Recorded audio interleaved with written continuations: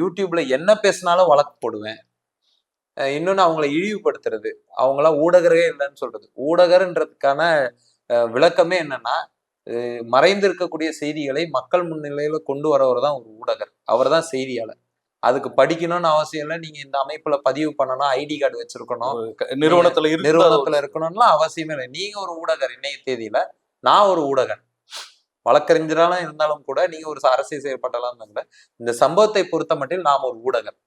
இந்த ஊடகர் கடமையை நாம் செய்யும் பொழுது காவல்துறை சட்டவிரோதமா ஐடி ஆக்டுகளை பயன்படுத்தி கொண்டு பொருந்தாத பிரிவுகளை, இப்போ ஃபெலிக்ஸ் வழக்குலயும் அதுதான் நடந்தது. கலவரத்தை தூண்டி விட்டார் இரு சமூகங்களுக்கிடையே. அந்த இரு சமூகம் யார்? அப்படி ஒரு சமூகமே இல்லை. கலவரமும் நடக்கல. நடக்காத போதும் இப்படி ஒரு வழக்க போடுறாங்க. இது எதுக்குன்னா,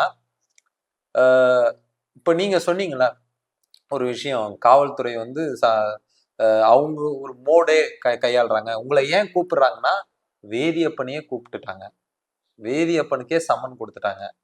வேதியப்பன் ஒரு சித்தாந்தத்தோட செயல்படுறவர், இத்தனை ஆண்டு காலம் அரசியல் அனுபவம் உள்ளவர், எதுக்கும் அச்சப்படாதவர். அவரையே 4 நாள் ஸ்டேஷனுக்கு அலைய வச்சிட்டாங்க. நாம ஏமாத்துறோம். நாமளும் இந்த மாதிரி ஸ்டேஷனுக்கு அலையணுமா? அந்த ஒரு ராங் எக்ஸாம்பிளை வந்து போலீஸ் வந்து முன்வைக்கிறாங்க. இப்போ உங்களுடைய நீங்க இந்த அயற்சி இந்த இதுவெல்லாம் உங்களை சுத்தி இருக்கிறவங்க பார்ப்பாங்க. இது நடக்காத வரை என்ன சொல்லியிருப்பாங்க? நானும் ஒரு இது மாதிரி பேசுறேங்க, உங்ககிட்ட வந்து அணுகியிருப்பாங்களா?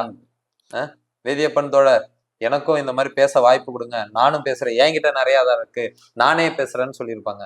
உங்களுக்கு சம்மன் கொடுத்துட்ட பிறகு அவங்க எல்லாம் பேசுனாங்களா? அவங்க யோசிக்கிறாங்க. அப்ப இதுதான் வந்து போலீஸோட நோக்கம். அவங்களுக்கும் தெரியும் உங்க மேல வழக்கு போட முடியாது, உங்களை சிறைக்கு அனுப்ப முடியாது, உங்களுக்கு தண்டனை வாங்கி தர முடியாதுன்னு. ஆனா என்ன தெரியும்னா, இதெல்லாம் பண்ண முடியாதுன்னு தெரிஞ்சோ அவங்களால எது தெரியும்னா, அவங்களால வந்து உங்களை போல வர்றவங்களை தடுக்க முடியும். இதுதாங்க ஒரே காரணம். நம்மை போன்ற எல்லாருக்கும் ஒரு பெரிய துணிவு இருக்குங்க. இங்க நம்ம பேசுறதுனால நம்மளுக்கு எல்லாமே தெரிஞ்சிருக்குன்னு இல்லை.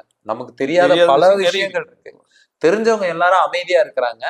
நம்ம பேசும்போது சிலர் அப்படி வரணும்னு நினைக்கும் பொழுது நம்ம மேல வந்து இந்த மாதிரியான பொய் வழக்குகள், இந்த மாதிரியான கைது நடவடிக்கைகள், நீதிமன்ற காவல், நீதிமன்ற படிகளை நம்ம அனுபவிக்கிற இந்த அயற்சி எல்லாம் மக்கள் முன்னிலையில காட்டி, ஏய் ஜாக்கிரதையாரு, இவங்க பேசுறாங்க, இவங்களுக்கு ஒரு வெளிச்சம் கிடைக்குது, நீயும் வரணும்னு நினைச்சேன்னா உனக்கும் இதேதான் அப்படின்றத மக்களை அச்சப்பட, இது ஒரு வகையில வந்து ஒரு தீவிரவாத செயல்னே சொல்லுவாங்க.